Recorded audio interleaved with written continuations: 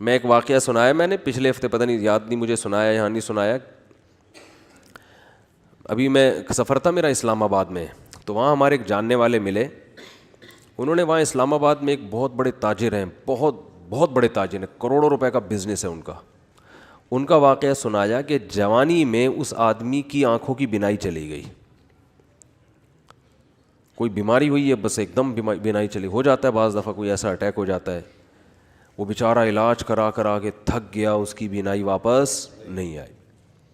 تو انہوں نے بتایا کہ وہ ایک دن نیچے نا اسلام آباد میں وہ بنگلہ ہے اس کا جہاں وہ رہتا ہے، نیچے ایک شکرکندی بیچنے والے نہیں ہوتے، کندھے پہ رومال ہے، شکرکندی بیچ رہے ہیں، شکرکندی نہیں سوری، یہ جو بھٹا بیچ رہے ہوتے ہیں نا، دانے، مکئی کے دانے بیچ رہا تھا. کہہ رہے ہیں اس نے اپنے دوست سے کہا اس مکئی کے جو دانے بیچ رہا ہے نا، آواز آئی نا اس کی، تو اس کو جا کے بولو کہ یہ جب ان اسلام آباد کے بنگلوں میں گھومتا ہوگا احساس کمتری کا شکار ہوتا ہوگا کہ یار میری ایک ریڑھی، مکئی کے دانے، اور میں کیا کتنی ایک اس پہ ایک 5 روپے بچا لیتا ہوگا زیادہ سے زیادہ ہے بھائی. تو میں غریب آدمی ہوں اور یہ کتنے بڑے بڑے لوگ ہیں جن کے بڑے خوبصورت بنگلے، اور میں ایسا غریب. تو اس نے جس کی آنکھوں کی بینائی چلی گئی نا، اس نے کہا اپنے دوست سے کہ اس کو جا کے بتاؤ کہ تو اپنی آنکھیں مجھے دے دے اور میرا بنگلہ لے لے، اور یہ بھٹے کی ریڑھی کس کو پکڑا دے، مجھے پکڑا دے، میں اس پہ راضی ہوں. یعنی اگر یہ قدرت میں ممکن ہے، بہت مشکل ہے بات سمجھانا. یعنی اس کو بتایا کہ اس کو سبق دلاؤ کہ احساس کمتری کا شکار ہونے کی تجھے ضرورت نہیں ہے، تو مجھ سے زیادہ مالدار ہے، میں اپنی پوری دولت بیچنے کے لیے تیار ہوں اگر مجھے کہیں سے بینائی میری واپس لوٹ آئے. یعنی اگر قدرت مجھے یہ آپشن دے کہ بھائی تو اس مکئی بیچنے والے کی جگہ ریڑھی میں صدائیں لگا رہا ہے دھوتی پہن کے اور پھٹے پرانے کپڑے پہن کے گھوم رہا ہے، ہم تجھے اس کی جگہ لے آتے ہیں لیکن آنکھیں مل جائیں گی، اور اس کو بنگلے میں لا کے بٹھا دیتے ہیں لیکن آنکھیں اس سے چھین لیں گے. تو سیٹھ نے کہا کہ اس کو بولو کہ میں اس پہ راضی ہوں لیکن تو اس پہ راضی نہیں ہوگا. تو اس لیے اللہ نے تجھے مجھ سے زیادہ نعمتیں دی ہیں. تو بھائی شکر کرنا سیکھو اللہ کے بندو. آج ناشکری بہت ہو رہی ہے. ہمارے حضرت مفتی رشید احمد صاحب رحمہ اللہ تعالی، بہت دفعہ یہ واقعہ سنا ہے، بس مختصر بتاؤں گا. 60 سال کی عمر تک انتہائی غربت میں وقت گزارا انہوں نے، انتہائی غربت. اور دارالعلوم کورنگی کے شیخ الحدیث تھے، جو سب سے بڑا عہدہ ہوتا ہے. یہ جو لوگ آج مولویوں کو صبح و شام برا بلا کہتے ہیں نا، ان اکابر نے، ان مولویوں نے اس طرح پیٹ کاٹ کے دین کو بچایا ہے. سمجھ رہے ہو؟ پیٹ کاٹ کے، اتنے بڑے بڑے عہدوں پہ بھی تنخواہیں نہیں ہیں، ایسے پیٹ کاٹ کے دین کو بچایا ہے. تو حضرت فرماتے ہیں کہ ہمارے پاس صبح ناشتے میں انڈا خریدنے کے پیسے نہیں ہوتے تو روزانہ دال. ایک دن ایک مہمان نے کہا کہ آپ کے جب بھی آؤ دال ہی پکی ہوئی ہوتی ہے. حضرت فرماتے ہیں ہم نے تو کبھی سوچا بھی نہیں تھا روزانہ دال کھاتے ہیں. اس نے کہا کہ روز دال پکی ہوئی ہوتی ہے. تو حضرت نے فرمایا، میں نے کہا حلال اتنا ہی ملتا ہے. حلال کیا ہے؟ اتنا ہی ملتا ہے. تو حضرت فرماتے ہیں اس کے بتانے سے ہمیں خیال آیا کہ واقعی ہم اتنے دنوں سے دال کھا رہے ہیں. آپ کہہ سکتے ہیں وہ غریب گھر میں پیدا ہوئے ہوں گے، ایسا نہیں ہے. ہمارے حضرت انڈیا کا جو پنجاب ہے نا، لدھیانہ، اس کے جو چودھری گھرانہ ہوتا ہے نا، بڑے وڈیرے، ان گھروں میں پیدا ہوئے تھے. والد صاحب ٹھیک ٹھاک مالدار تھے. گاؤں کے جو ہوتے ہیں نا بڑے وڈیرے، مدرسے میں آنے کے بعد کیا ہو گئے؟ کیونکہ مدرسے میں تو کوئی سورس آف انکم ہی نہیں، وہ اتنی چھوٹی چھوٹی تنخواہیں مدرسے. اب تو پھر بھی تھوڑی سی بہتر ہوئی ہے، ورنہ ابھی بھی مدرسے کے ٹیچروں کی تنخواہیں بیچاروں کی ایسے ہی ہوتی ہے.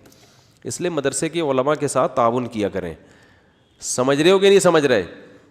لوگ دیکھتے ہیں بعض علماء کو بڑے لینڈ کروزر یہ وہ، ان کو دیکھ کے لوگوں کو دھوکہ آتا ہے. وہ سمجھتے ہیں سارے ایسے ہی ہوتے ہوں گے. ضروری تھوڑی سارے، وہ تو بیچارے چند ایک کو اللہ مال دے دیتا ہے، بیچارے زیادہ تر تو غریب ہی ہوتے ہیں اور مانگتے نہیں کسی سے. تو یہ عوام کی ذمہ داری ہے کہ وہ ان کے ساتھ تعاون کرے تاکہ وہ دین کے کام دل جمی کے ساتھ کر سکیں. لیکن وہ مانگتے نہیں کسی سے. اور جو مانگ رہے ہوتے ہیں وہ صحیح، وہ عالم جو بھیک مانگ رہے ہوتے ہیں نا لوگوں سے، کبھی اس سے وہ پھر وہ عالم نہیں ہوگا، اس کی تحقیق کرو. تو ہمارے دینی مدارس میں بہت سے علماء ہیں بیچارے دن رات تدریس میں لگے ہوئے ہیں, کبھی کسی کے سامنے اپنی حاجت پیش نہیں کرتے. تو ہمارے حضرت فرماتے ہیں کہ ان حالات میں جب میرے پاس انڈا خریدنے کے پیسے نہیں ہوتے تھے اور میں سال میں ایک مرتبہ اپنے شیخ کی زیارت کے لیے لاہور جایا کرتا تھا, تو وہ جو سال میں ایک مرتبہ ان کی خدمت میں جاتے تھے تو ہر مہینے تنخواہ سے تھوڑے تھوڑے پیسے بچا کے سال میں ایک مرتبہ اس قابل ہوتے تھے کہ بس یا ٹرین کا کرایہ جمع ہو جاتا تھا ان کا. لیکن آپ دیکھو اہل اللہ کی صحبت کی اہمیت کتنی تھی, کیونکہ اگر یہ صحبت نہ ملتی نا تو پھر غربت میں یہ توکل نہیں ہوتا. تو اپنے شیخ سے ملنے کے لیے جایا کرتے. ہمارے ہاں بزرگ ہوتے ہیں اس لیے ہم بزرگوں کی زیارت کے بھی قائل ہیں. بعض لوگوں کے ہاں بزرگ کا سیٹ اپ ہی نہیں ہے, بزرگی کا سسٹم ہی ختم ہو گیا ان کے ہاں.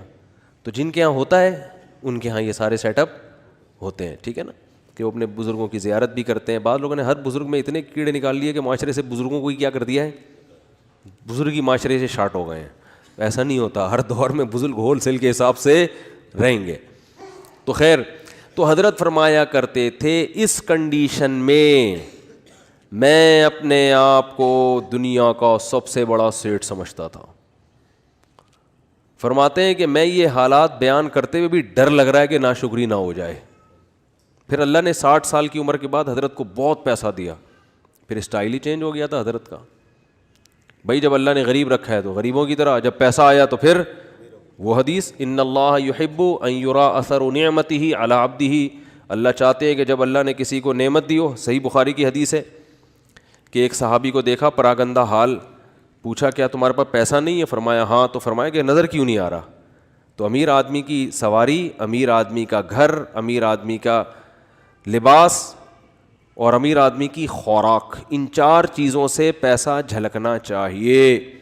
سمجھتے ہو کہ نہیں سمجھتے؟ اگر آپ کو اللہ نے خوب پیسہ دیا ہے اور ہونڈا 50 رکھی ہوئی ہے آپ نے اور اس پہ گیس لگوائی ہوئی ہے تو یہ نعمت کی ناقدری ہے, یہ سادگی نہیں ہے. اگر آپ کو پاس ٹھیک ٹھاک پیسہ ہے اور آپ لنڈے کی پینٹیں پہن کے گھوم رہے ہو تو یہ نعمت کی ناشکری.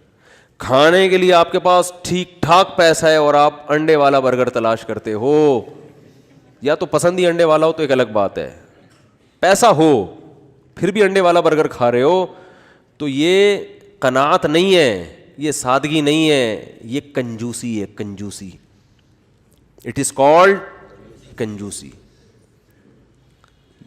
اگر آپ کے پاس پیسہ ہے اور آپ بیگم کو بھی ہر وقت کیلکولیشن کر کے نا اس کو حساب لیتے رہتے ہو کہ کتنے انڈے کھائے آج تو نے. بعض لوگ ایسے بھی ہیں کمبخت, بالکل ہی پاگلوں کی طرح زندگی ایک عذاب ڈالا ہوا ہے بچوں کو اپنے. ایک خاتون نے بتایا کہ میری ساس نگرانی کر رہی ہے, 2 روٹی کے بعد تیسری کا حساب ہوتا ہے, 2 کے بعد تیسری پکنا کیا ہے, منع ہے. اگر غربت ہے تو بھائی پھر تو اللہ کا بس یہی پھر نعمت ہے اللہ کی, یہ شکر کرو مل تو رہا ہے. لیکن اگر پیسہ دیا ہے تو حدیث میں آتا ہے اللہ یہ چاہتے ہیں کہ وہ نعمت کے اثرات بولو بھائی نظر آئیں. ہاں فخر نہ ہو, غریبوں کو نیچا دکھانے کے لیے نہیں کہ وہاں جا کے کالر اونچر کر کے دکھا رہا ہے میری گھڑی دیکھو میری بھی گھڑی ہے, ٹھیک ہے نا, میرا لباس اور میرے پیسے, یہ نیچ دکھانے کے لیے تو یہ تو حرام ہو جائے گا, فخر کے لیے حرام ہے. اور اس سے اترائے نہیں آدمی, یہ سمجھے اللہ کی طرف سے بھیک ملی ہوئی ہے, اچھے کپڑے پہن لیے بھائی اللہ نے دیا نا.